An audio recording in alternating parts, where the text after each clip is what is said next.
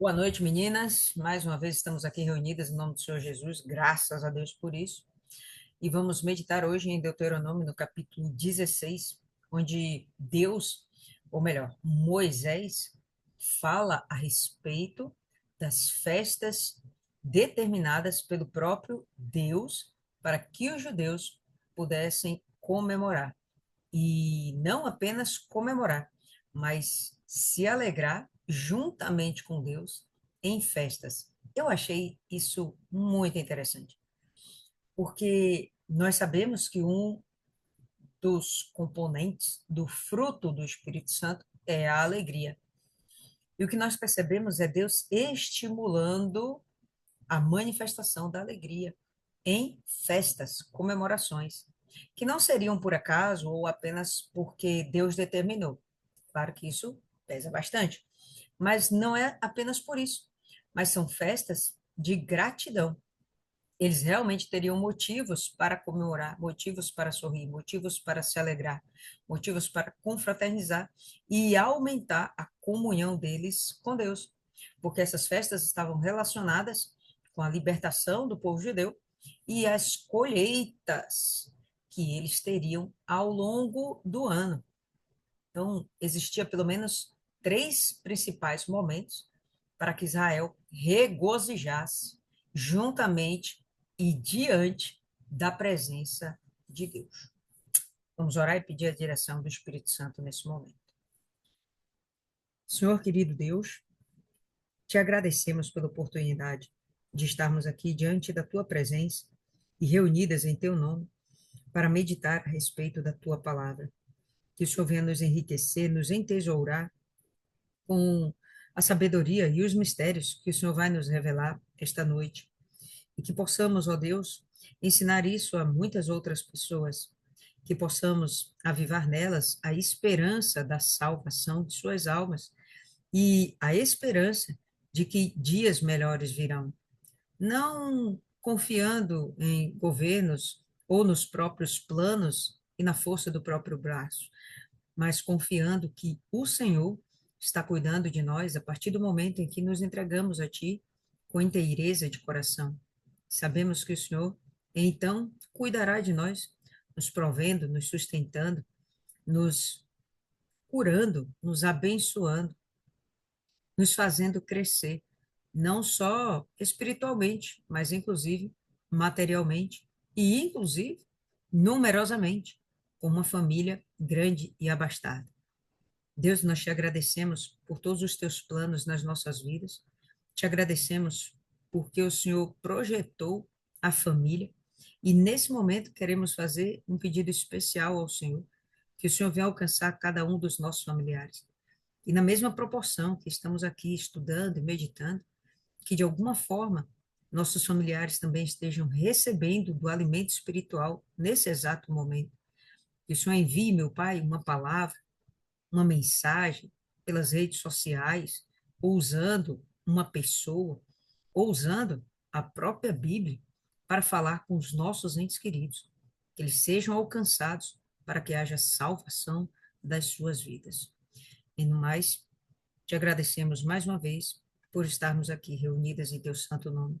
Nos ensina e nos orienta. Em nome do Pai, do Filho e do Espírito Santo. Amém. Graças a Deus. Amém, povo lindo. Então vamos lá. A gente vai ter seguinte, Deuteronômio capítulo 3 verso 1. Observa o mês de Abib.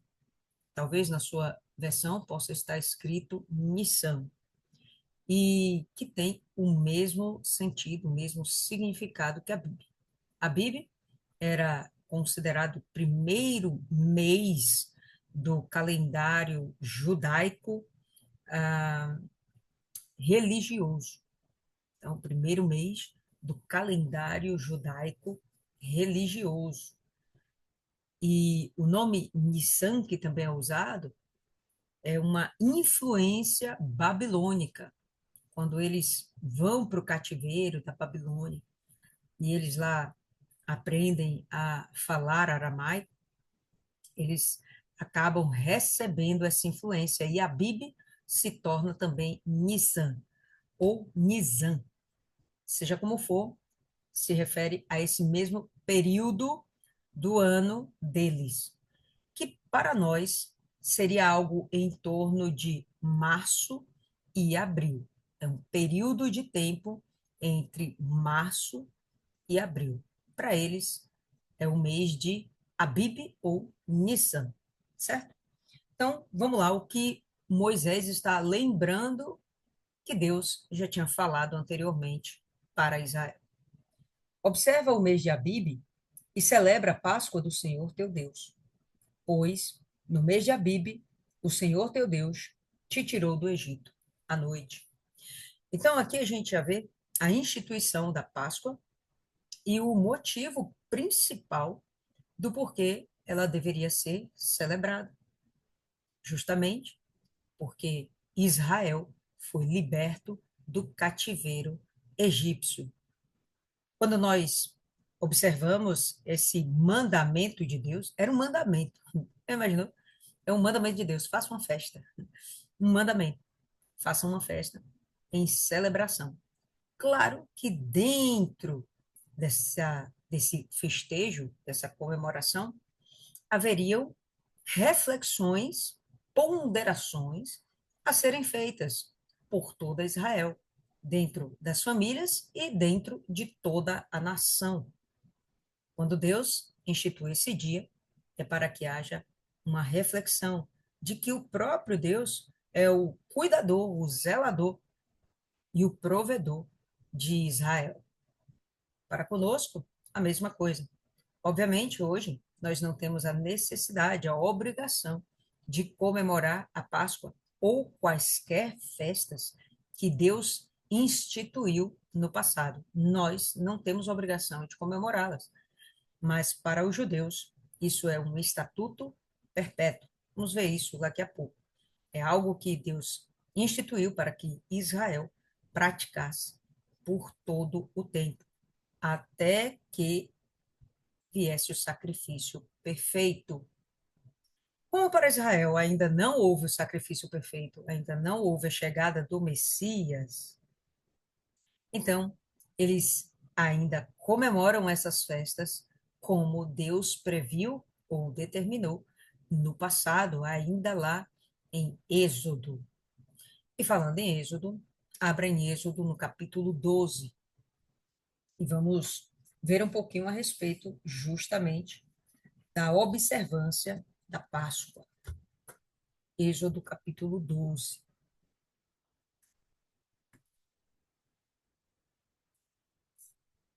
ok? Então, vamos lá. Disse o Senhor a Moisés e a Arão na terra do Egito. Disse o Senhor para Moisés e Arão, ainda lá no Egito. O próprio Deus, usando os seus profetas para falar com o seu povo, ainda no tempo da escravidão. Esse mês vos será o principal dos meses, será o primeiro mês do ano. E aqui fica instituído que Abib é o primeiro mês do ano. Potencialmente, não era assim que era contado o tempo para os judeus.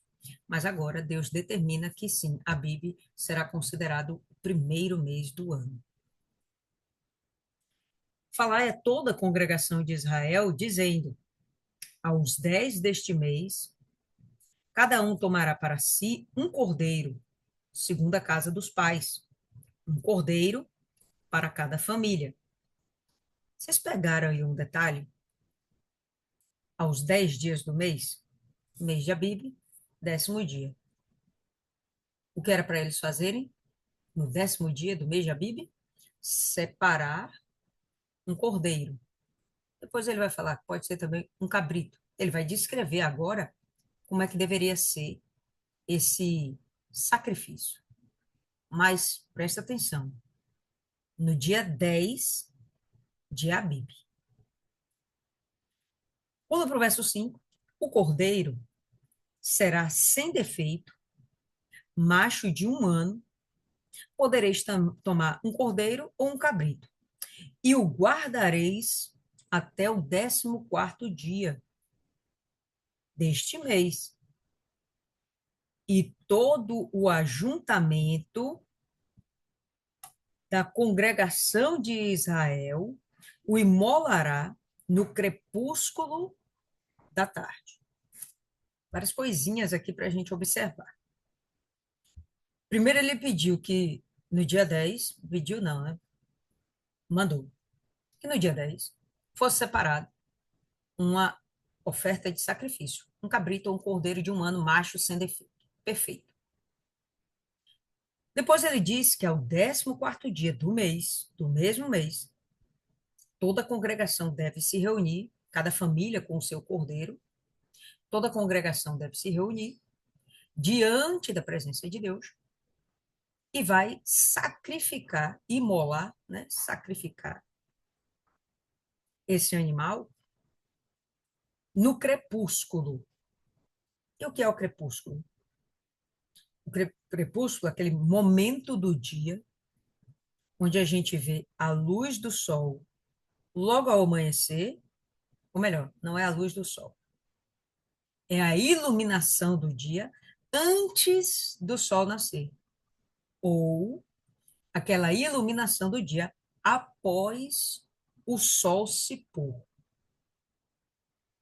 Dessa forma, quando nós entendemos que ele falou para sacrificar no crepúsculo, ele está dizendo que é para sacrificar na viração do dia, certo?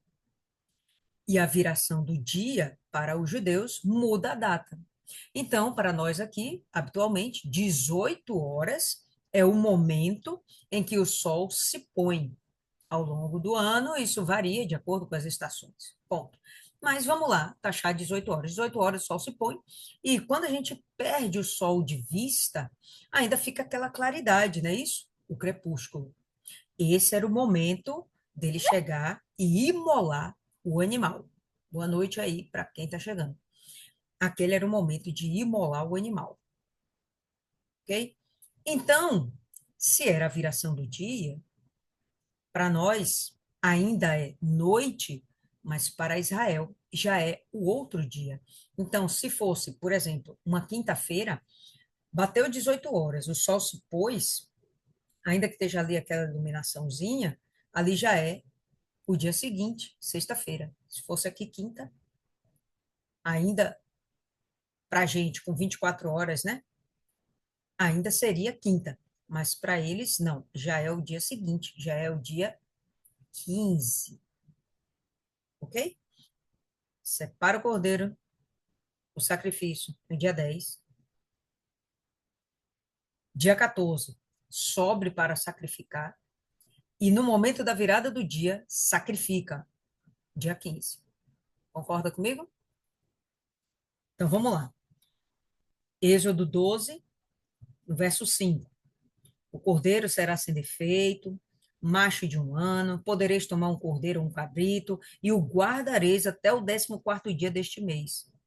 E o ajuntamento da congregação, né, todo mundo reunido, o imolará no crepúsculo da tarde. Então, tem o crepúsculo da manhã, né, que é aquela aurora antes do nascer do sol, e o crepúsculo da tarde, que é aquela claridade após o pôr do sol.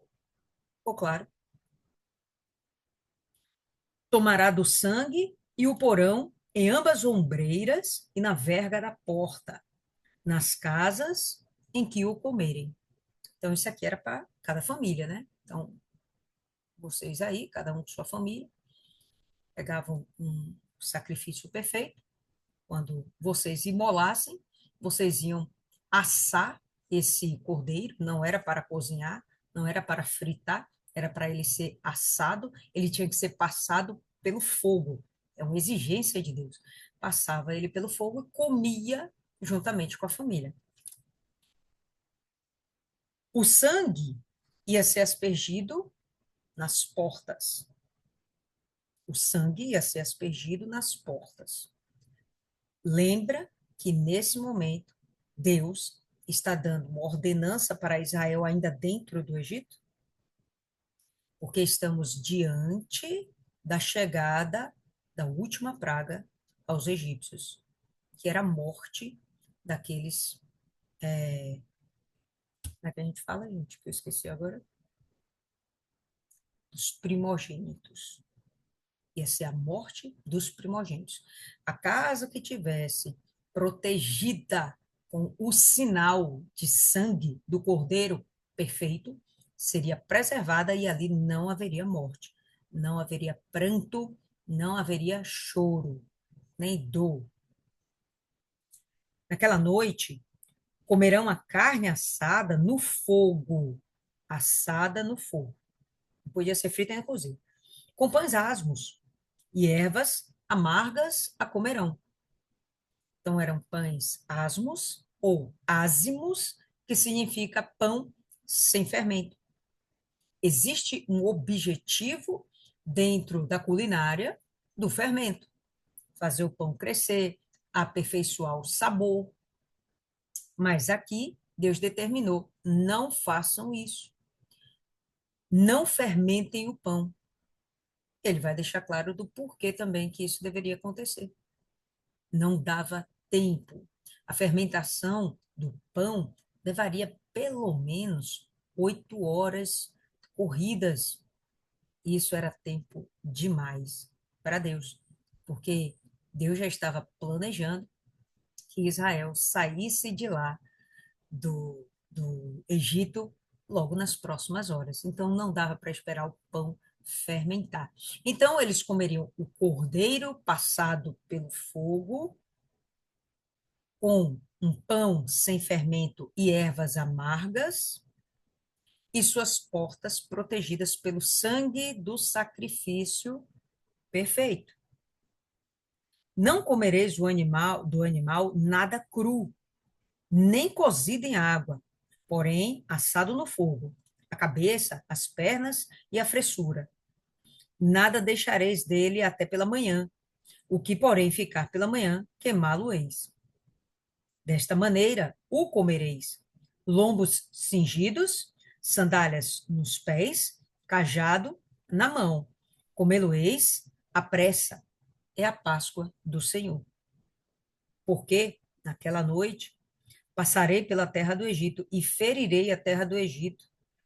Ferirei na terra do Egito todos os primogênitos, desde os homens até aos animais. Executarei juízo sobre todos os deuses do Egito. Eu sou o Senhor. E o sangue vos será por sinal nas casas em que estiverdes. Quando eu vir o sangue, passarei por vós, e não haverá entre vós praga destruidora quando eu ferir a terra do Egito. Este dia vos será por memorial. Que dia? O dia da Páscoa. Vos será por memorial. Vai ser um marco para que vocês lembrem. Lembrem do quê? Esse dia vos será por memorial. O celebrareis como solenidade ao Senhor. Nas vossas gerações o celebrareis por estatuto perpétuo. Então, esse era o mandamento de Deus para celebrar a misericórdia, o cuidado, a proteção divina para Israel naquele dia dentro do Egito, quando estava por vir a 10ª praga. Então, a instituição da Páscoa, ela aponta para Cristo. Nós dizemos que é o sangue de Cristo que nos redime de todo pecado, que nos lava de todo pecado. O salário do pecado, né, a morte. Por conta do sangue de Cristo, nós temos agora a vida eterna, ainda que a nossa carne morra, ainda assim viveremos.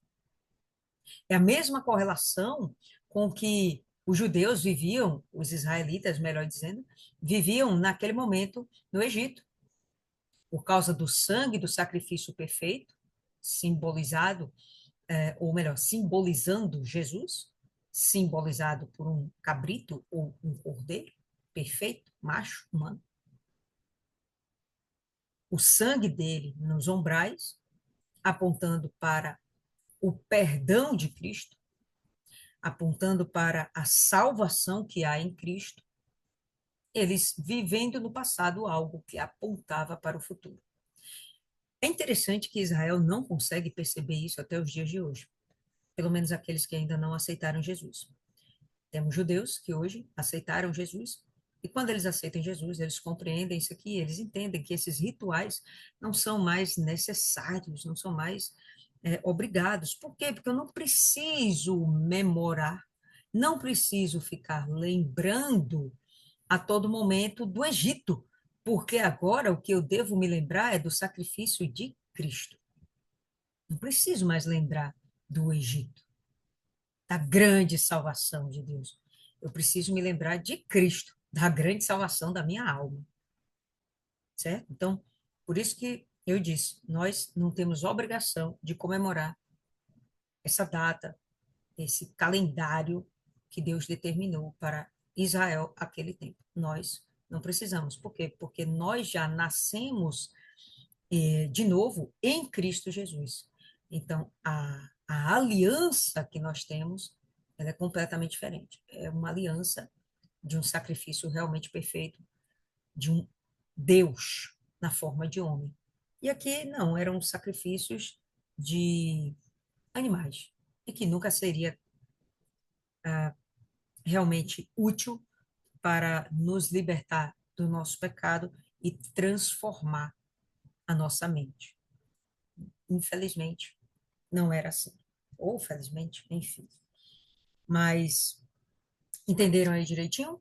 Então, quando eles comem a Páscoa, eles têm de estar preparados, inclusive, para a fuga. Lombos cingidos, sandálias nos pés, cajado na mão. Isso eles comendo rapidamente, pão sem fermentar, o fermento estava proibido lá. Enquanto eles estão se alimentando, rapidamente esperando Deus dizer, vai. Então, eles estavam prontos para ir. Nos dias de hoje, nós também devemos estar da mesma forma. Prontos para quê? Ou para a morte da carne, ou para o arrebatamento da nossa alma. Devemos estar prontos. Prontos para cumprir a vontade de Deus. Prontos para ou sermos libertos de um corpo pecador, ou prontos para sermos libertos do mundo de pecado. Certo? Então, volta aí para Deuteronômio, capítulo 16, como nós já falamos. Ah, uma coisa que eu queria observar, ainda aí em Êxodo, povo lindo, e gostaria de ouvir cada um de vocês a respeito. Como eu chamei a atenção, no verso 3, né, Êxodo 12, 3, ele fala assim, que aos 10 deste mês, cada um tomará para si um cordeiro. Mas esse cordeiro vai acabar sendo imolado, na verdade, no dia 15. Não é isso? Dia 15. Por que vocês acham que esse cordeiro tem que ser preparado com tal antecedência? Por que não, no dia 14 mesmo, pegar e simplesmente atirar do curral e levar ao crepúsculo, no momento do crepúsculo, para imolar o animal?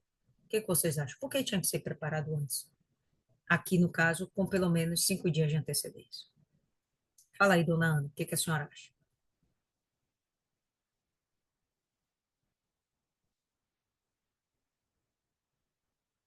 Dona Ana, vocês estão aí por então. Bom, falar, tomai, falai a toda a congregação dizendo, tome cada um para si um cordeiro, segundo a casa dos pais, um cordeiro para cada família. O que eu entendo aqui é que para reunir a família, né, e ali eles prepararem para poder eles fazer a ceia, cearem juntos, né? Sim, mas Não sei, por que a antecedência de preparar o cordeiro? para se purificar, não preparar o cordeiro, não cear de qualquer maneira. Eu acredito que eles teriam que se purificar, se limpar, né, espiritualmente, para depois participarem da ceia. Viviane, o que que você acha, Viviane? Boa noite. Eu não estou conseguindo analisar o porquê disso. Agora, no meu aqui, na Bíblia que eu estou lendo, está falando aqui, sacrificará à tarde. Não tem falando na viração do dia, não. O meu está escrito, sacrificará à tarde. Mas voltando, não sei o porquê Deus ordenou isso aí. Não tá, para mim não foi revelado, não. À tarde, para os judeus, é a mesma coisa que noite, tá? É? É. Ah, Tanto que quando a gente vê em Gênesis, né, a criação das coisas, aí fala, e essa foi a tarde e a manhã do primeiro dia. Não, viração. não fala noite. E eu sempre ficava intrigada, tipo, por que que fala tarde, rapaz? Você quer ver? Rapidinho, deixa eu só conferir isso aqui enquanto vocês estão pensando aí, que é algo interessante. Eu tive uma revelação, mas aí a gente vai compartilhar para saber se é isso aí mesmo. Cadê, cadê, cadê? Aqui, por exemplo, Gênesis 1:19. Eu acho que antes tem também, mas 1:19 fala, e houve a tarde e a manhã, o quarto dia. Então, até chegar ao quarto dia, né, já houve outros momentos. Então, o primeiro momento foi Gênesis 1, capítulo 5. E chamou Deus a luz dia e as trevas chamou noite. E houve a tarde e a manhã, o primeiro dia. Então, a tarde para eles é a noite. É o momento em que o sol se põe. O que depois do sol posto, isso é considerado para eles tarde, que para a gente é noite. Mas vamos lá. Dona Rosa, o que que a senhora acha aí?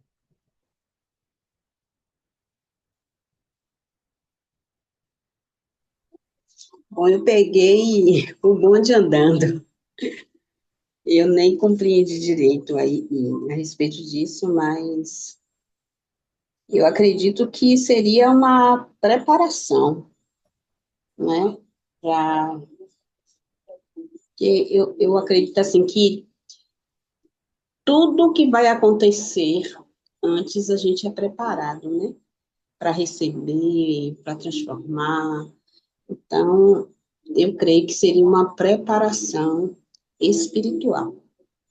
É isso que eu acho. Pelo menos até onde eu entendi. Eu peguei também, já você já tá bem adiantado. Eu entrei antes, só que quando eu entrei não tinha ninguém, eu disse, "Oxe, não tem ninguém", eu voltei, aí deu um tempo, aí quando eu entrei você já estava no meio do caminho. Mas o entendimento para mim foi esse. Então, para mim, eu imagino que seja por conta de Deus realmente querer saber testificar ou nos fazer saber se realmente estamos desejosos de fazer aquilo. A ideia de separar o sacrifício e só oferecer um tempo depois, vamos combinar, dá margem para que haja dúvida, para que a pessoa seja colocada em xeque em sua determinação, em sua disposição de realmente ela servir a Deus. O sacrifício, ele certamente não pode ser feito de qualquer forma. Ele exige que seja perfeito. Ele exige que o sacrifício seja feito com toda a perfeição.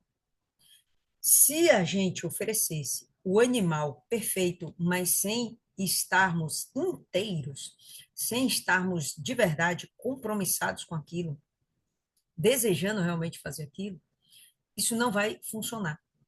Então, Deus não dá, ou melhor, Deus dá tempo para que a gente se arrependa ou para que a gente fortaleça a nossa decisão. Ele dá tempo.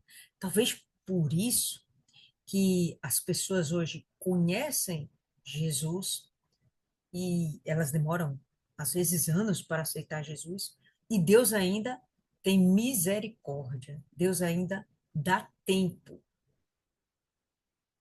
O Cordeiro perfeito não representa Cristo, então nós seria como, assim eu visualizei, como se realmente eu aceito a Cristo ou não, eu desprezo a Cristo.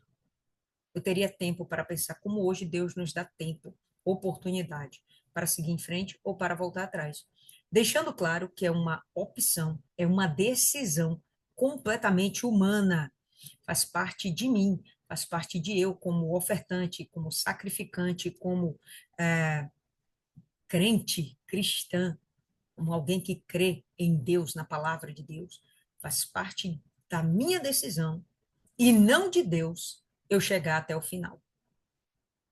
Ele vai simplesmente permitir que haja espaço para eu retroceder.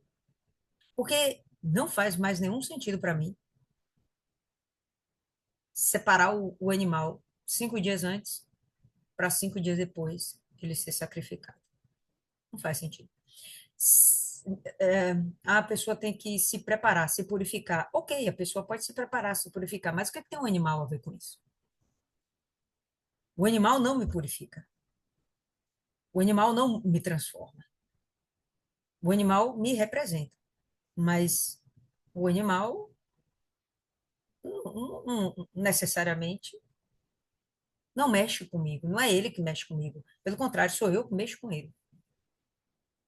Então, eu pensei exatamente nisso, que Deus ele não nos impõe a obrigatoriedade de aceitá-lo, ainda que ele deseje firmemente que nós o aceitemos.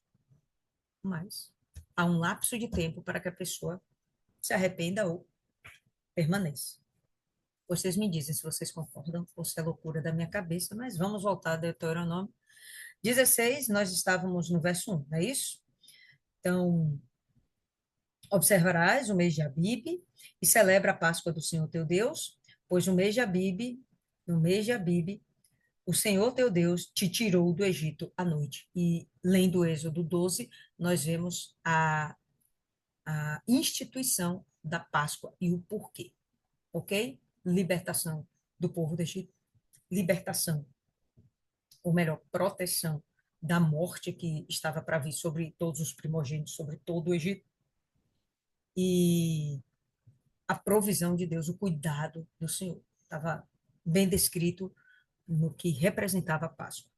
E agora, ele vai continuar. Portanto, sacrificarás a Páscoa ao Senhor teu Deus. O sacrifício é para o Senhor, do gado e do rebanho, no lugar que o Senhor escolher para ali colocar o seu nome. Agora aqui já muda um pouquinho a história.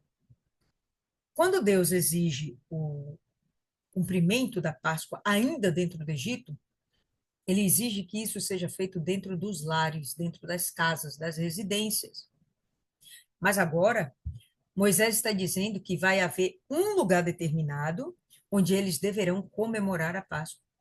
E por isso havia os rituais de eles saírem de toda Israel e irem em direção a Jerusalém, porque o último local que foi determinado por Deus para que os sacrifícios fossem levados foi justamente em Jerusalém, no Templo de Salomão, ou a casa de Deus.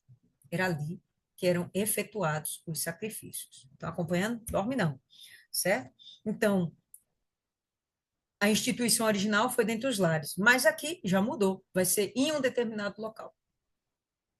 O que eu vejo com isso? Que Deus escolheu Jerusalém para si, como Terra Santa. Deus escolheu de todo o planeta Terra um pedacinho de chão aqui, que foi Jerusalém. E ali ele habita. Ele fala isso, né? Aquele é o local onde ele habita. Não que ele não esteja ao redor de todo o universo, mas ele escolheu aquele lugar para ele, para si. Então, era para todos irem buscarem a sua face, sacrificarem para ele. E ele queria que isso fosse feito por toda a nação, não só dentro das famílias, mas ele queria que as famílias fossem como uma só nação perante a sua face. E quando há tempos, ou havia esses tempos, vou usar um termo que talvez não seja adequado, mas de romaria. Quando havia esses tempos de romaria, Jerusalém ficava entupida de gente, ficava assim, entulhada. Nos dias de hoje, eu imagino que seja a mesma coisa. De alguma forma, eles vão para Jerusalém e se apresentam no Muro das Lamentações. Porque sacrificar, eles não sacrificam mais, né? Eles não têm um templo para sacrificar. Há uma nação que ainda sacrifica, ou um povo, não vou dizer uma nação, vou dizer um povo. Existe um povo que ainda sacrifica animais como oferta de sacrifício a Deus nesses períodos de Páscoa e outros momentos, que são os samaritanos.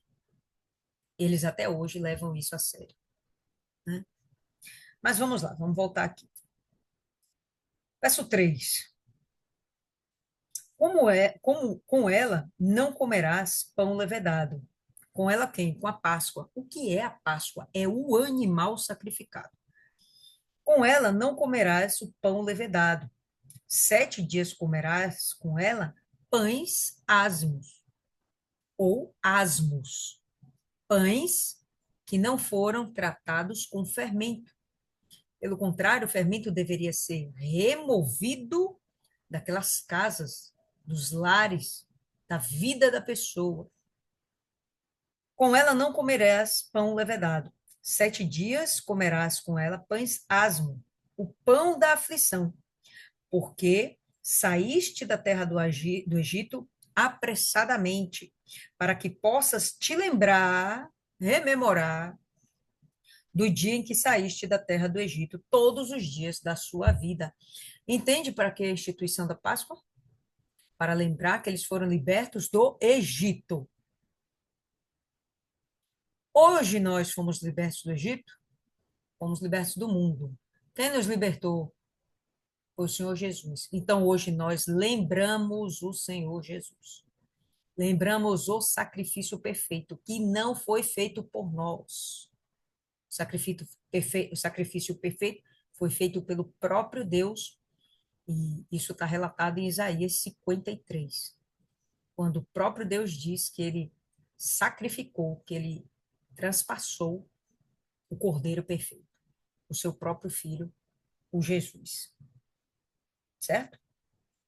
Então, quando eles assavam o cordeiro, passava o cordeiro pelo fogo, mas nesse dia e mais 6 dias, totalizando 7, eles comiam os pães sem levedura e as ervas amargas. Tudo isso como uma forma de trazer uma reflexão para aquele povo. O cordeiro significava o derramamento de sangue pelo pecado, o pão, e o sangue que era libertador, né? Sendo derramado aquele sangue, a pessoa tinha acesso a Deus. O pão, apresentando o pão asmo, apresentando o fato de que eles saíram correndo, então não havia tempo para levedar a massa, e as ervas amargas para lembrar o tempo que eles viveram no Egito, como escravos. Então, comendo ali a erva amarga para se lembrar do sabor desagradável que era viver aquela desgraça. Então, vamos lá. E por 7 dias não haverá pão levedado contigo em todos os seus termos, em todos os seus limites, em todas as suas fronteiras. Não haverá pão levedado. E nada da carne que sacrificares no primeiro dia à tarde. Permanecerá toda a noite até pela manhã. Eles sacrificavam, eles comiam de noite, então era um grande jantar, vamos dizer assim. Eles comiam de noite, e o que sobrasse, né? Às vezes, é um animal inteiro, né? Com certeza tinha que ser uma família muito numerosa para dar conta daquela carne toda. Se sobrasse, não deveria ser aproveitado para o dia seguinte. Então, antes mesmo de amanhecer, ali no crepúsculo, na alvorada, ali eles tinham que queimar o que sobrou. Não podia reutilizar depois, tá certo? Então, a carne ia ser comida num só dia, daquela forma, passada pelo fogo, o que sobrasse queimava. Agora, o pão e as ervas amargas sucederiam num total de 7 dias. Não poderás sacrificar a Páscoa dentro de qualquer das tuas portas que o Senhor teu Deus te dá. Então, apontando de uma forma mais clara essa diferença da instituição da Páscoa no Egito, que era feito dentro das casas, e agora ele está dizendo: vocês não vão fazer isso dentro das casas. Ressaltando que no passado era assim, beleza, mas agora não é mais assim. Agora vocês vão ter que ir no lugar que Deus escolheu para ali fazer habitar o seu nome. Hoje é Jerusalém. Só que, lembrando que Moisés está orientando esse povo para o que eles devem fazer, como eles devem se comportar, como eles devem agir quando eles entrarem na terra prometida, Canaã. Não poderás sacrificar a Páscoa dentro de qualquer das tuas portas que o Senhor teu Deus te dá, mas no lugar que o Senhor teu Deus escolher, para ali colocar o seu nome. Ali sacrificarás a Páscoa à tarde, ao pôr do sol, na ocasião em que saíste do Egito. Da mesma forma, vocês fizeram isso no Egito dessa forma, e vocês vão fazer nesse mesmo tempo. Né? Quando fala essa ocasião, é no mesmo momento em que vocês fizeram lá, vocês vão repetir isso para o resto das suas vidas, até que venha Cristo, mas isso aqui não está claro. E o assarás e a comerás, e a assarás, né, a Páscoa, a assarás e a comerás, no lugar que o Senhor teu Deus escolher, e voltarás pela manhã e irás às suas tendas. Então, depois de oferecido o sacrifício, no lugar em que o Senhor escolheu, onde ali estaria um altar.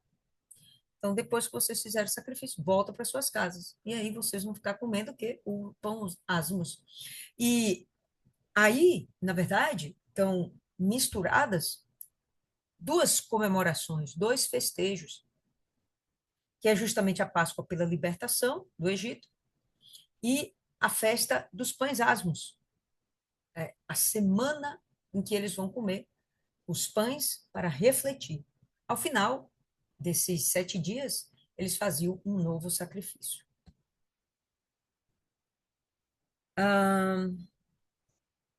6 dias comerás pão asmo, e no 7º dia haverá uma assembleia solene ao Senhor teu Deus. Então, não trabalharás. Então, eles comerão durante 7 dias os pães asmos, e no último dia, no 7º, haverá uma assembleia solene. Ali haveria outro sacrifício. E na assembleia solene, o que acontecia era a leitura da palavra de Deus. No Egito, não existia ainda a palavra de Deus, mas aqui já existe os 10 mandamentos, já existe Levítico, já existe todas as ordenanças para Israel. Então, quando eles entrarem em Canaã, já existe todos os mandamentos que Deus instituiu para Israel. Quando vocês chegarem lá, vocês vão praticar todos. E, para que ninguém esqueça, haverão dias de assembleia solene.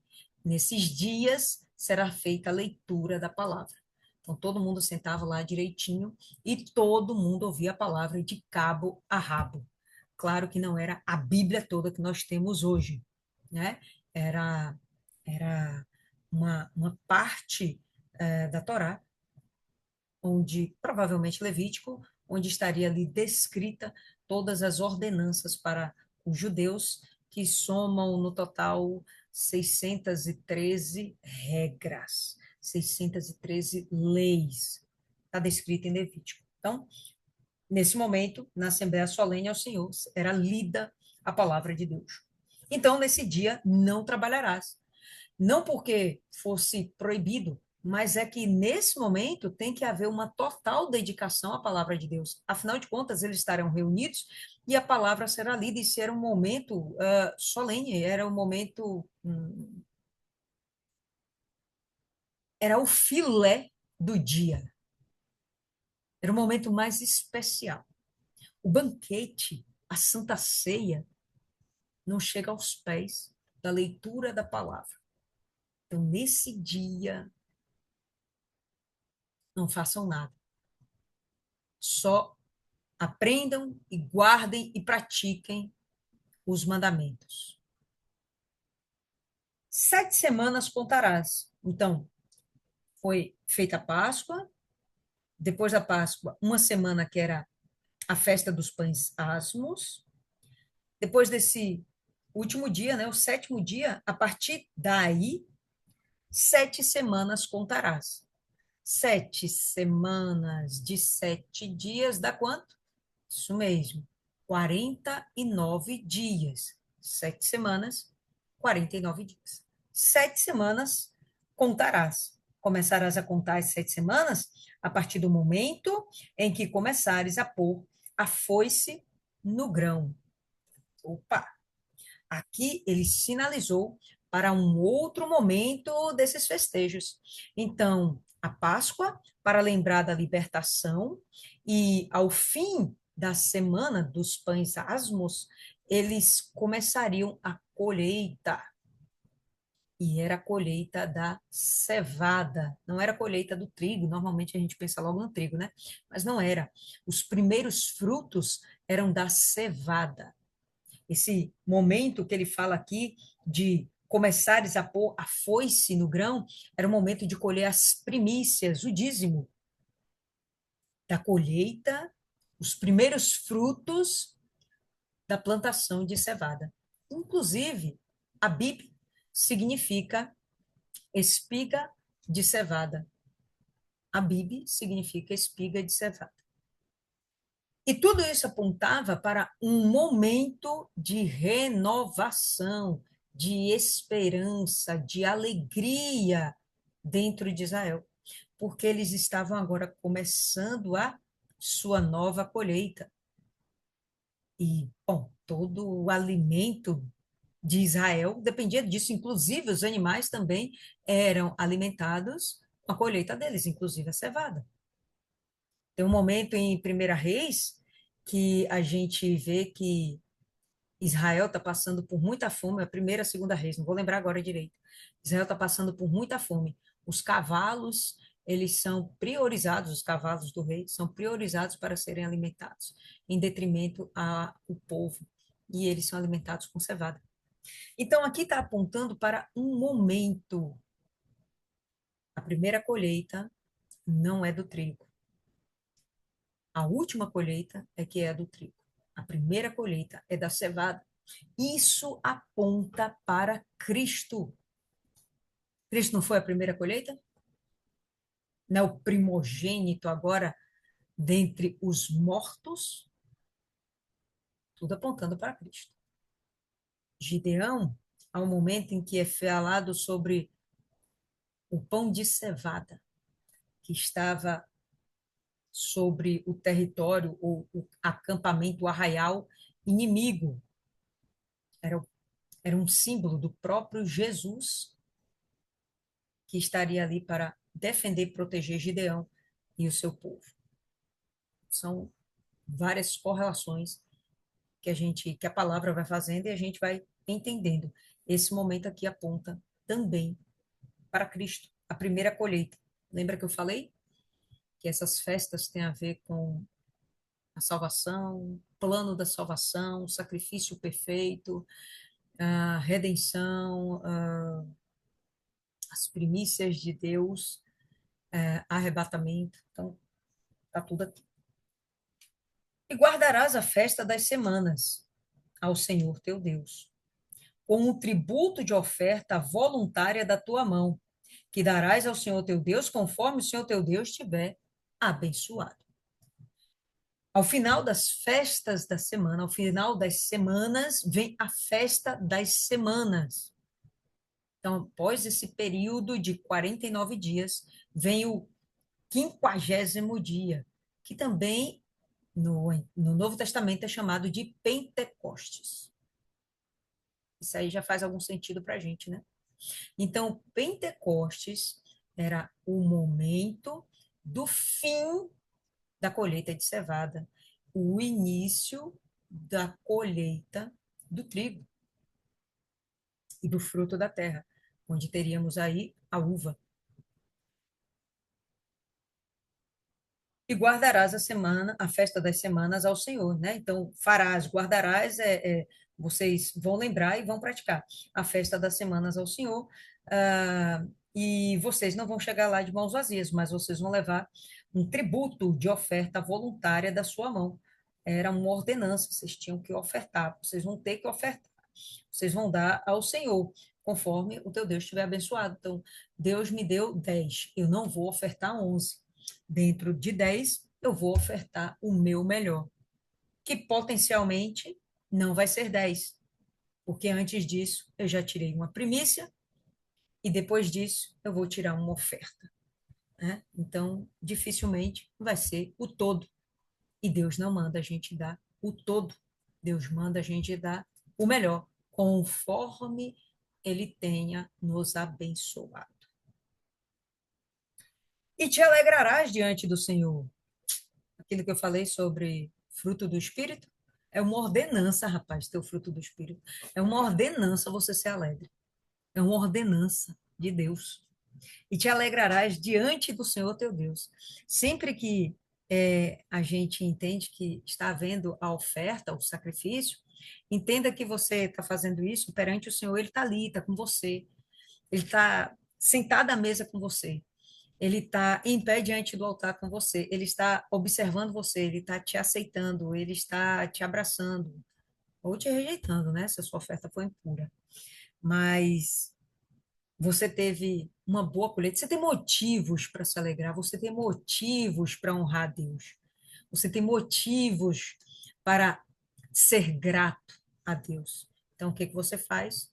Você vai lá, alegremente ofertar a Deus e te alegrarás diante do Senhor teu Deus, tu, teu filho, tua filha, teu servo, tua serva, e o levita que está dentro das tuas portas, e o estrangeiro, e o órfão, e a viúva, que estão no meio de ti, no lugar que o Senhor teu Deus escolher para ali colocar o seu nome. Então, eles tinham que subir com toda a família, toda a galera que estava lá com eles, né, dentro de suas terras, dentro de seus limites, né, dentro de sua fazenda, vamos dizer assim. Então, vamos todo mundo para aquele lugar que Deus determinou, vamos apresentar as nossas ofertas ao Senhor. E vamos fazer isso alegres, nada de coração amarrado, né? Lembrando justamente aquilo que eu estava comentando. Se você tem a intenção de ofertar a Deus, há um tempo que Deus permite que haja para que você decida se realmente você está se entregando naquela oferta ou se você está fazendo aquilo por obrigação, por conveniência, por convenção. Sabe o que é convenção? Convencionaram que tem que devolver o dízimo. Eu não devolvo com alegria. Eu devolvo porque tem que devolver, porque se eu não devolver, o gafanhoto o devorador vai me destruir. Não, eu devolvo por amor, porque eu sou grata, meu Deus. Deus me deu tanto, Deus me deu 90 além desses 10. Então, eu estou muito feliz. É nessa pegada. Ah, mas esses 90% é pouco. Beleza. Mas se não fosse Deus, ia ser nada.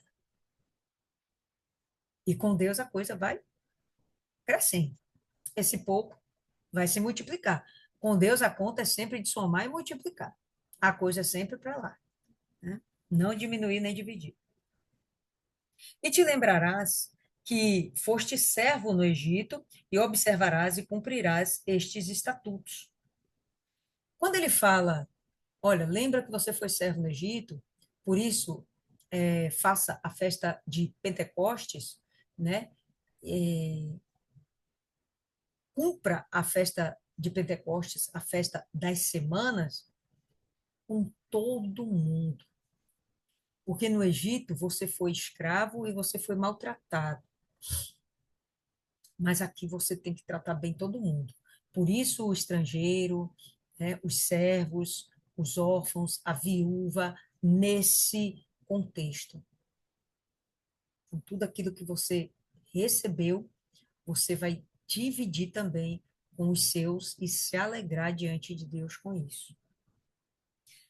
E te lembrarás que foste servo no Egito e observarás e cumprirás estes estatutos. Todas as festas sempre fazendo lembrar da vida que eles tiveram no Egito e o que eles têm agora. Guardarás a festa dos tabernáculos durante 7 dias. A festa dos tabernáculos também é a festa de Pentecostes, ou festa das semanas. Tá? São nomenclaturas diferentes para um mesmo período. Guardarás a festa dos tabernáculos durante 7 dias, depois que tiveres recolhido do teu grão e do teu vinho. Então, esse é o momento em que há a colheita do trigo e da uva. As primícias foi a cevada, e a gente vai ter agora os últimos frutos, que é justamente o trigo e a uva. E te alegrarás em tua festa, tu e teu filho, tua filha, o servo, serva, o levita, o estrangeiro, o órfão, viúva, que estão dentro das tuas portas. 7 dias guardarás uma festa solene ao Senhor teu Deus, no lugar que o Senhor teu Deus escolher, porque o Senhor teu Deus te abençoará em todo o teu incremento, em toda a sua prosperidade, em tudo aquilo que ele te acrescentar. Ele vai te abençoar em tudo aquilo que ele te acrescentar, te fazer render, né? Colher a mais. O Senhor teu Deus te abençoará em todo o teu incremento e em todas as obras das tuas mãos. Portanto, certamente te alegrarás, não haverá motivo para tristeza. O que Deus está dizendo aqui é que é garantido, vai ter colheita. Ah, mas a intempérie, a chuva, a seca, vai ter colheita. Vai ter. É só crer. Moisés está relembrando ordenanças como se ele já estivesse em Canaã e dizendo, vai ser assim. É fé. E eles criam que Deus realmente ia abençoar. E não é para ter dúvida, é assim que tem que ser mesmo. 3 vezes ao ano, todos os teus homens comparecerão diante do Senhor teu Deus no lugar que ele escolher. Na festa dos pães asmos, na festa das semanas, nos tabernáculos. E não aparecerão vazios diante do Senhor. Tem que levar a oferta, porque é a gratidão. É como se você levasse um presente para Deus. É como se você dissesse: olha, Deus, o Senhor me deu tudo isso, mas eu vou te devolver parte disso, porque eu sou grata ao Senhor. Eu vou te devolver parte disso. Que até a oferta, pessoal, que a gente tem, é o próprio Deus que nos dá.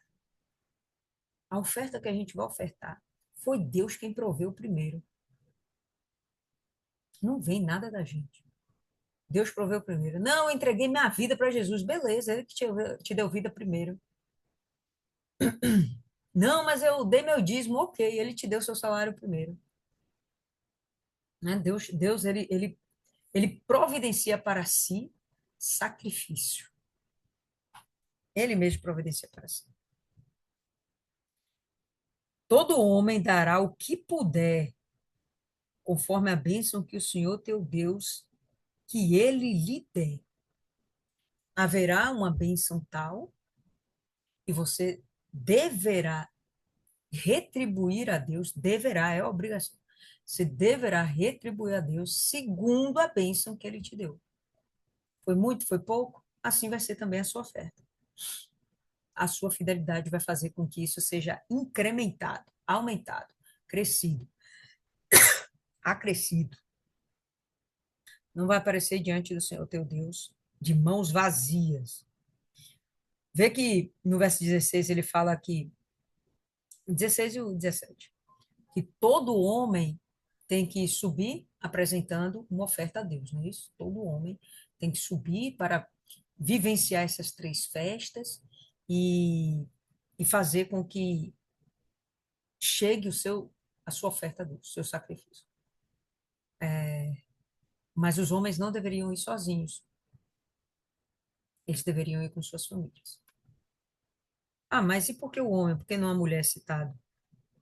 Porque a expectativa é que o homem seja o cabeça da casa, que o homem seja aquele que primeiro diz, mulher, meninos, vamos. A expectativa de Deus é que o homem seja realmente o cabeça, como Cristo é o cabeça da igreja. Aquele que toma a decisão, toma a iniciativa, é ele que é o adorador e faz com que o resto da família seja discípulo dele. A importância, né, de um homem de verdade. O mundo de hoje, homem de verdade, complicado, né? Os homens são meninas, as mulheres são crianças, e as crianças, coitadas, estão perdidas, né? Essa é a sociedade que a gente tem hoje. Porás juízes e oficiais em todas as tuas portas, que o Senhor teu Deus te der, entre as tuas tribos, e eles julgarão o povo com juízo e justiça. Não perverterás o juízo, não farás acepção de pessoas, nem tomarás um presente, suborno, porque um presente, um suborno, cega os olhos do sábio e perverte as palavras do justo. Então, se eu fui subornada, eu sou uma juíza, fui subornada para ser a favor de Dona Ana. Dona Ana me deu presentes, né? Me deu valores, me deu coisas importantes, me deu um triplex no Guarujá, né? Me deu o sítio lá de Atibaia. Então, o que ela quiser, eu vou fazer. Aí vem o justo dizer: não, é meu direito, ela me roubou. Não, está errado. Dona Ana, mulher de libada moral, você está maluco? Você que é um safado, descarado, sem vergonha, está preso. Então, o suborno perverte o juízo e, inclusive, perverte as palavras do justo, né? Torna em mentira aquilo que é verdade.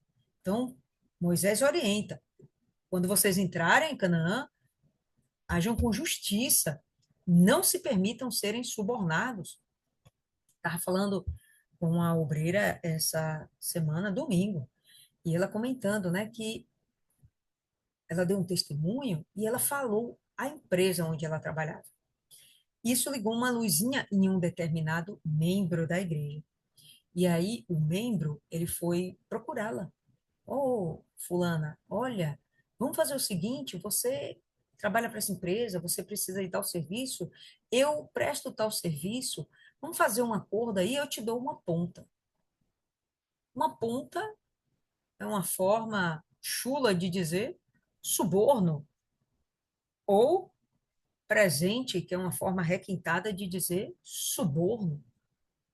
E a obreira prontamente, não, eu não participo dessas coisas. Eu falei com ela, se eu fosse você, eu ia ser mais incisivo. Eu ia dizer para ele, não, isso aí não está certo não, viu, irmão? Isso aí, isso aí é suborno. Isso aí contraria a vontade de Deus. Isso não é justiça de Deus. Eu comentei com ela, se eu fosse você, eu seria incisiva. Mas ela só disse, não, não aceito isso não. Se você quiser, eu te apresento como são os trâmites, tal, tal, tal, você vai lá, faz. Mas, não, não quero, não, não tenho envolvimento, eu não quero envolvimento com isso. Né? Dentro da igreja. Acontece, né? Ok. Então, porás teus juízes oficiais em todas as tuas portas. Todo mundo, todo lugar vai ter que ter pessoas capacitadas para exercer justiça e juízo em Israel. Isso não deve ser negligenciado. Em primeiro momento, o que Moisés faz? Olha, existem três festas de gratidão que vocês vão ter de ir a um local e apresentar a Deus sua vida e suas ofertas representando sua vida. Vocês vão ter que ir perante o Senhor, comer diante do Senhor, comunhar diante do Senhor. Mas não é só isso. Vocês fazerem isso vai ser prova da bênção de Deus sobre a vida de vocês. Porém, vocês vão ter que agir com justiça, porque vocês vão crescer tanto, vocês vão ficar tão bem na vida, que pode ser até que vocês fiquem inebriados aí com o poder e achem que pode ficar corrompendo o mundo. Então, não se utilizem disso. Usem de justiça. Nada de presentear um ao outro para perverter o juízo. Está errado. Verso 20. Aquilo que é totalmente justo seguirás, para que vivas e herdes a terra que o Senhor teu Deus te dá. Se houver, então, injustiça, vão morrer e perder a terra que o Senhor teu Deus dá. Não é isso? Concorda? Se ele está dizendo que se forem totalmente justos, eles permanecerão vivos e habitando naquele lugar. Mas se for o contrário, se eles forem parcialmente justos, eles morrerão prematuramente e perderão acesso àquela bênção. Não plantarás um bosque de árvores perto do altar de Deus, do Senhor teu Deus, que fizeres para ti. Não plantarás um bosque de árvores perto do altar do Senhor teu Deus, que fizeres para ti. Tampouco erigirás qualquer imagem que o Senhor teu Deus odeia. A menção dos bosques é aquilo que nós falamos, a idolatria a Aserá, que isso era feito nas árvores, debaixo das árvores, né, com árvores, considerando árvores como encantadas, árvores mágicas, árvores divinas, bosques separados, árvores separadas para a adoração a esse Deus. Aí Deus está dizendo, ó, você não vai plantar um bosque perto do altar do Senhor. Por quê? Porque Deus estava prevenindo que eles, diante do altar do Senhor, ainda cometeriam idolatria. Então, não inventa de misturar a santidade do Senhor, a pureza, né? A honra que Deus tem de merecer de nós, não mistura com falsos ídolos. Então, haja uma separação. Então, povo lindo, é isso aí que nós temos para hoje. A gente vai perceber Deus falando através de Moisés, cuidando do povo e o preparando para não perder a bênção, capacitando esse povo para que eles não percam a bênção. Gostaria de ouvir vocês. Comecei por Dona Ana naquela hora, vamos começar por Dona Rosa agora. Fala, Dona Rosa.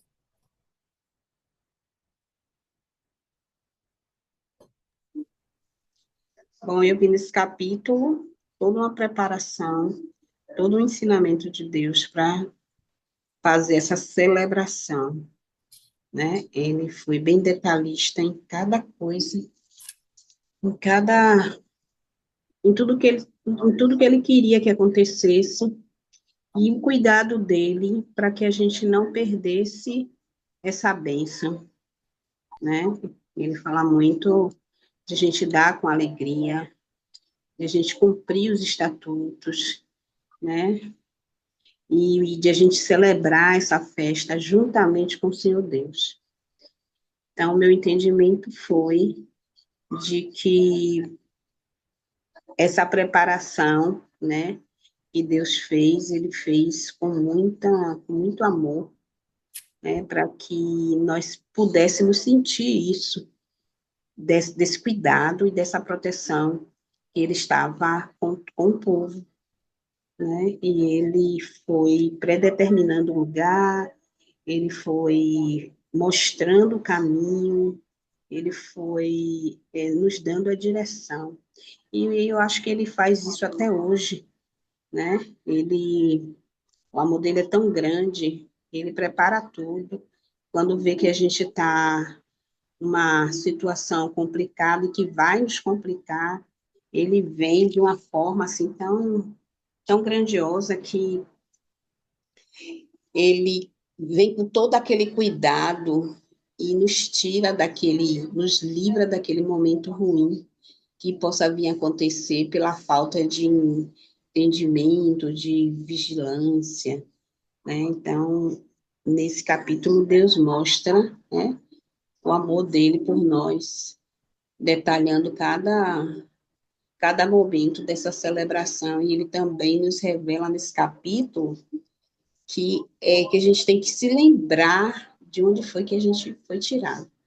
Eu sempre digo que as pessoas falam, né, alguns pastores falam, né, que a gente não deve voltar ao passado, mas eu sempre me coloco que de vez em quando a gente tem que se permitir a voltar atrás, para a gente não se esquecer de onde foi que Deus nos tirou e de tudo que Ele fez até aquele momento, né, para nos tornar, para que a gente nos torne agradecido por tudo que Ele vem fazendo nas nossas vidas, né, porque às vezes a gente se vê numa batalha, numa guerra, e a gente esquece que a gente viveu guerras e batalhas maiores lá atrás, e foi Deus que nos tirou daquele mundo e daqueles problemas que poderiam ser bem, bem, bem, bem maiores.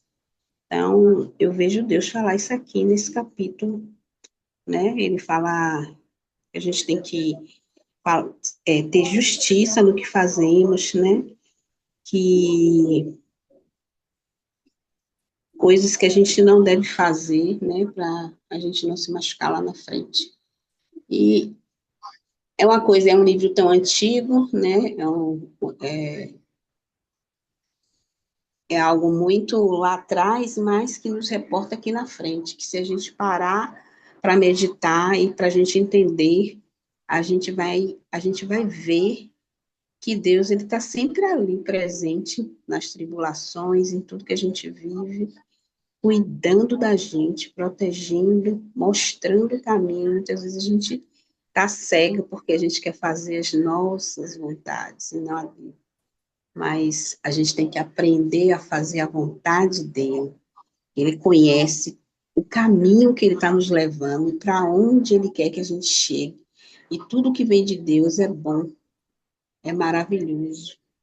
Mas ele não nos livra de passar pelo deserto, nem de passar pelas batalhas. Mas lembrando que ele está sempre lá, presente, né? E ele quer ver a gente alegre, sorrindo, comemorando, celebrando. Nada mais genial do que você celebrar a sua vitória com o Senhor Jesus, com Deus Todo-Poderoso. E foi isso que eu entendi. Tem uma música, né? Aquela diz que ela tem um momento que ela fala assim: te dei meus fracassos e as vitórias te darei também. Então, o momento dessas celebrações é justamente lembrar isso. Eu tive meus fracassos, entreguei ao Senhor, o Senhor resolveu minha vida, e eu vou te entregar também minhas vitórias, que é o momento justamente da alegria. A gente vê que a festa da Páscoa, dos pães ázimos, a festa das semanas, Deus sempre fala alguma coisa rememorando o Egito. Já dos tabernáculos, não é assim.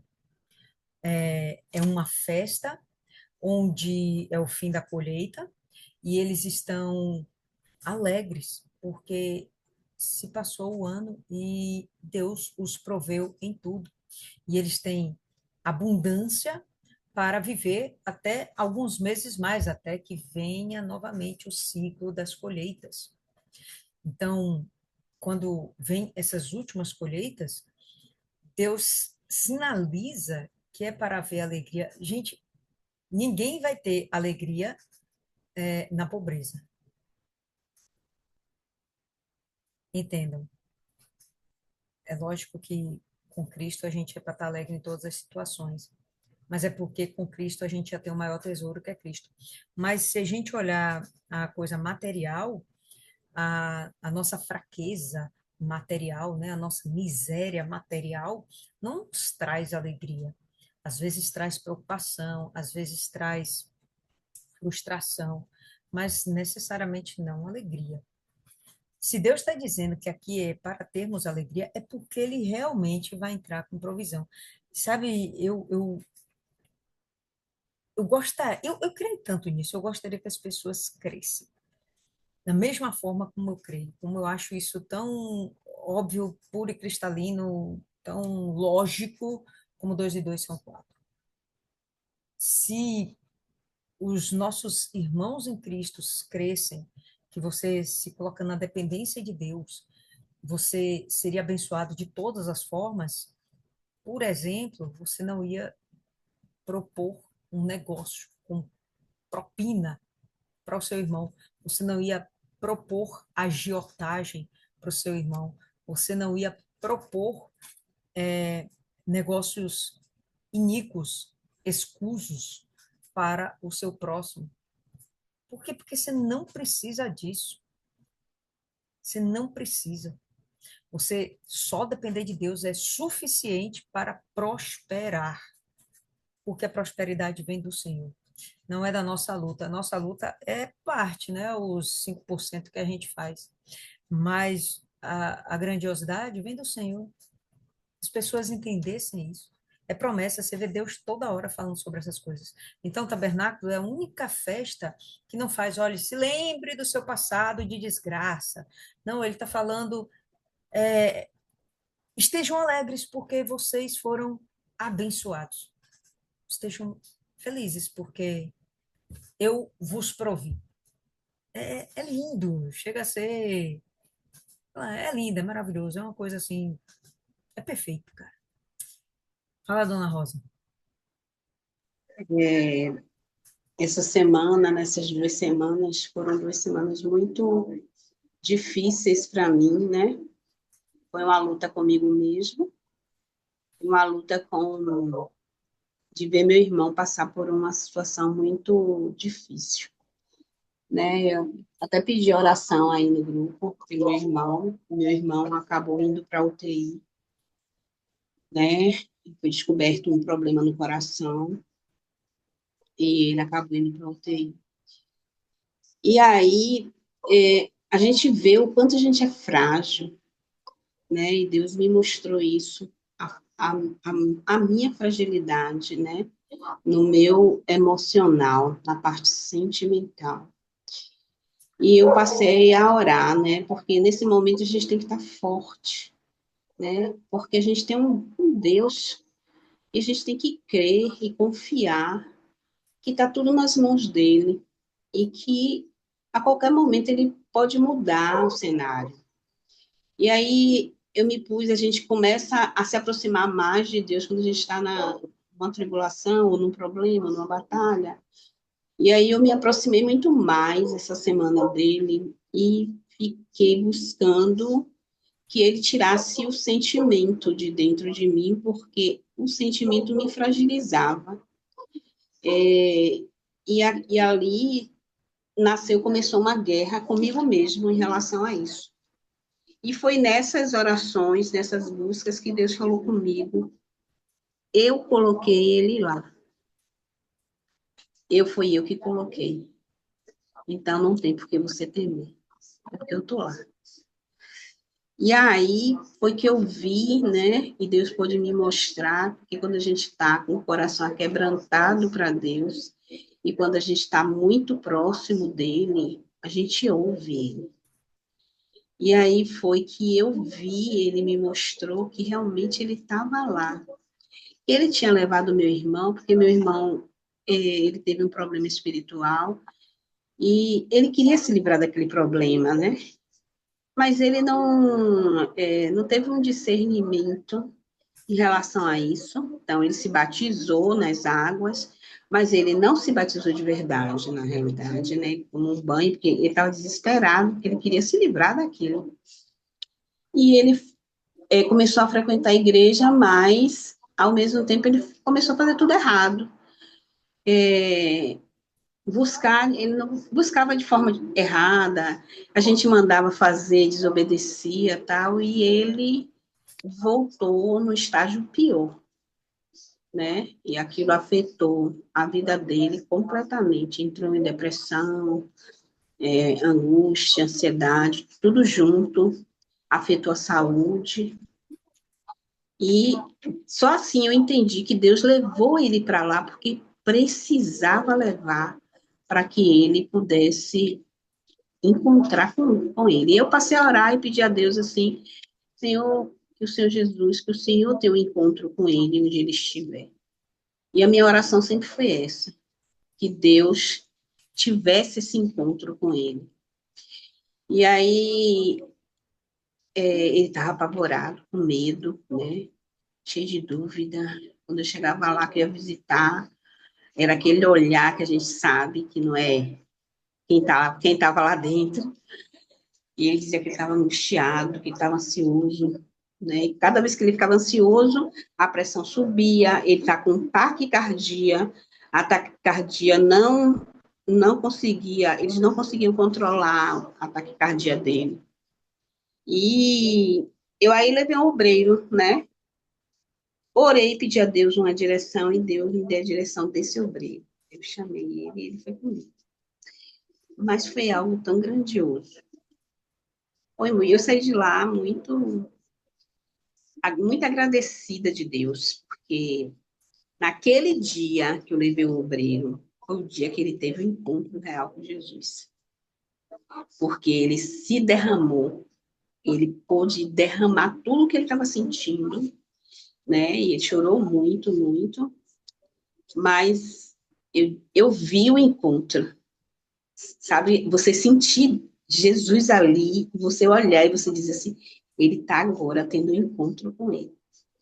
E depois de que tudo isso aconteceu, o semblante, dona Lilian, era outro. Aquele semblante triste, caído, saiu totalmente, o olhar mudou totalmente, e ele disse, eu estou livre, eu estou livre, eu estou leve, eu estou livre, eu estou leve. E aí, abriu um sorrisão, e aí eu disse, meu Deus, sabe? E eu senti aquilo. É grandioso, o nosso Deus, ele é grandioso. E às vezes a gente se desespera, fica desesperado, e esquece o Deus que a gente serve. E eu disse, gente, é só chamar, é só buscar, é só se jogar. Se temos que passar, vamos passar. Mas ele vai estar lá. Isso para mim eu jamais vou esquecer. E é isso. É mais fácil do que a gente imagina, né? É, Verdade, é, verdade.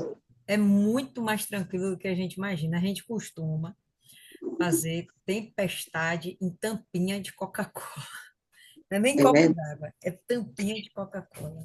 Eu aprendi outra coisa também, assim, às vezes quando a gente está numa situação financeira difícil, nós fazemos tanta besteira, aí vai tomar dinheiro emprestado, vai pedir dinheiro emprestado a um, a outro, mas a gente tem um banco ali junto da gente, que é Jesus, que é Deus. E aí eu aprendi assim, ó, Senhor, estou numa situação apertada, precisando de certo valor, mas na tua palavra diz, não tomarás emprestados e emprestarás muitas nações. Então, se está lá na tua palavra, tem que acontecer na minha vida, eu não vou pegar dinheiro na mão de ninguém, e uma hora esse dinheiro vai cair aqui na minha mão. Meu Deus! Quando fecha a boca, daqui a pouco, ó, aparece do nada o dinheiro que eu preciso para pagar. Então, a gente tem que aprender a usar a nossa fé e tem que aprender a usar isso aqui, ó. Essa palavra aqui é que move e é que faz acontecer. Mas a gente não tem o hábito de fazer, começa a se desesperar, começa a ficar louco, desesperado e começa a fazer um monte de besteira. Aí quando vai ver, mesmo fazendo as besteiras, Deus ainda vai lá e bota a mão e ajuda. Olha para isso que Deus grandioso. Melhor parte, né? Melhor parte. Dona Viviane, para encerrar, dê aí faça seu comentário e aí a senhora faz a oração final. Boa noite, meninas. Eu tô aqui dando risada as coisas de Dona Rosa, viu? Com as coisas que acontecem com Dona Rosa, acontece comigo também, mas não vou nem falar muita coisa aqui. Esse capítulo, ele abrange muita coisa, Dona Lívia. Eu vi muita coisa aqui é muito rico. Eu vi muita coisa, né? A ordenança de Deus, o cuidado de Deus com o povo, né? Que ele sempre teve. Aí ele tá dando, tipo assim, orientações, né? Para aquele povo seguir aquelas orientações, né? Ele ainda dá aqui promessas de prosperidade, né? Outra coisa aqui que me chamou a atenção, que Deus, ele chamou, mandou chamar aquele povo, né? Todos eles, o estrangeiro, o órfão, a viúva, todos eles, né? Que me chamou também a atenção isso, porque antes da meditação, eu estava meditando em outra palavra, que veio falando do Senhor Jesus, tipo, lavar os pés do discípulo. Que o servo não é aquele que tem título, o servo é aquele que serve. O Senhor Jesus, ele deu o exemplo, né, de lavar os pés. Então, ele era um mestre, então ele deu aquele exemplo de servo. Então, servo não é que tem título, servo é aquele que serve o outro, que serve ao próximo. Então, eu vi também isso que eu meditei antes, eu vi isso aqui também nessa palavra, né? Como Deus falou isso, que não fará acepção de pessoas. Exatamente isso aqui. Muita coisa fala da idolatria, né? Que Deus odeia a idolatria, porque aquele povo veio com aquilo do Egito, né? Aquela carga lá do Egito que vê aquele povo cultuando aquilo, aí Deus faz lembrar, faz você ficar, aquele povo lembrar daquilo, né? Para não fazer isso, para não vir para não sobreviver sobre eles o pecado, né? Não vinha as maldições sobre a vida deles. Então, muita coisa. Outra coisa também, que eu tô falando rápido, né, por causa do horário, que Deus teve pressa. Olha para aí, que Deus é esse da gente? Ele teve pressa, então, a questão essa do pão, né, da fermentação e tudo, aqui tá falando apressadamente, Deus teve pressa de libertar aquele povo. Imagine, é igual a gente, né? Ele tem pressa. Às vezes a gente é dúvida, é coisa que aparece. A gente bota coisa na cabeça, mas Deus tem pressa em livrar a gente, em libertar a gente, em ajudar a gente, e a gente não enxerga. Então, esse capítulo foi muito rico. Tem muitas outras coisas aqui, dona Lívia, que eu gravei aqui, né? E salvei aqui, mas eu vou continuar meditando, que tem muita coisa aqui ainda. Tem. É, enfim, muita coisa, gente. Muita coisa mesmo. Enfim, né, para a gente não dar aqui meia-noite. Vamos orar e agradecer a Deus, né? Para ele abrir o nosso entendimento. Vamos. Senhor, nosso Deus, grandioso, meu Pai, em nome do Senhor Jesus, desde já nós te agradecemos, meu Deus, por essa oportunidade rica que o Senhor nos dá, meu Pai, que é a tua palavra, que é viva, que é eficaz, meu Pai. Agradecemos também, meu Deus, pelas tribulações, porque nós aprendemos pelos desertos, aprendemos, meu Pai. Até isso o Senhor coloca na nossa vida para que a gente venha aprender, crescer, depender do Senhor, meu Pai. E agradecemos por isso, meu Deus. Peço ao Senhor também, meu Deus, pelo grupo Sacrifício, que o Senhor venha fortalecer a gente cada dia mais, meu Pai. As meninas do grupo, meu Pai, que não puderam estar hoje reunidas, meu Pai. Abençoa a vida de cada um. Protege, meu Pai, a vida de cada um. Que o Senhor nos livre das setas, dos dardos inflamados, do maligno, meu Pai, que tenta, que faz de tudo, meu Pai, para nos tirar da tua presença, meu Pai, com os dardos inflamados dele, meu Pai, mas não vai conseguir, porque o Senhor, meu Pai, é o nosso protetor, o Senhor é o nosso guarda, meu Pai, o guarda fiel que nos protege, meu Pai. Então, que o Senhor venha nos revestir da tua armadura, meu Deus. Que o Senhor coloca na nossa cabeça o capacete da salvação, o escudo da fé, meu Pai, com o qual nós podemos apagar todos os dados inflamados do maligno, meu Pai. Que o Senhor nos proteja, que o Senhor nos guarde, que o Senhor nos guie, que o Senhor nos direcione, meu Pai, para a tua salvação, que é o nosso alvo, meu Pai. Então eu te peço, meu Deus, abençoa. Abençoa esse grupo, abençoa a vida de cada um que está aqui presente, que não esteja, meu Pai. Abençoa o dia de amanhã, que o Senhor venha nos dar, meu Pai, experiências com o Senhor, que o Senhor venha nos renovar, nos fortalecer, meu Pai. É isso que eu te peço e desde já eu te agradeço. Em nome do Pai, do Filho e do Espírito Santo. Amém. Graças a Deus. Amém, pessoal. Graças a Deus. Por hoje é só. nos veremos na próxima meditação, onde vamos estudar Deuteronômio 17. Deus abençoe todas vocês. Até a próxima.